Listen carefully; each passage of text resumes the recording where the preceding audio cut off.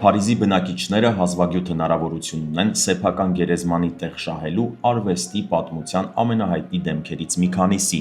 Ջիմ Մորիսոնի, Օսկար Ուայլդի և Էդիթ Պիաֆի շրջապատում։ Քաղաքային իշխանությունները սկսել են անսովոր վիճակախաղ, որի նպատակը Պեր Լաշեզի, Մոնպարնասի և Մոնմարտրի գերբնակեցված գերեզմանատների հին տապանաքարերը վերականգնելն է։ Յուրաքանչյուր գերեզմանատանը 10 լքված գերեզման է առաջարկվում 4000 եվրոյով, պայմանով, որ գնորդները վճարեն հուշարձանների վերականգնման համար և դրանց կողքին թաղվելու իրավունք ստանան։ Քաղաքային խորհուրդը նշում է, որ ծրագիրը փոխզիջում է մահացածների նկատմամբ հարգանքի և բնակիչների համար քաղաքի սահմաններում թաղվելու հնարավորության միջև։ Հաղորդվում է, որ Փարիզի գերեզմանատներում գրեթե ազատ հողամասեր չեն մնացել, դրանց մեծ մասը լցվել է 20-րդ դարի սկզբից ի վեր։ Ի դեպ, Փարիզի գերեզմանատները վաղուց ոչ միայն հիշատակի վայրեր են եղել, այլև զբոսաշրջային տեսարժան հաստատություններ։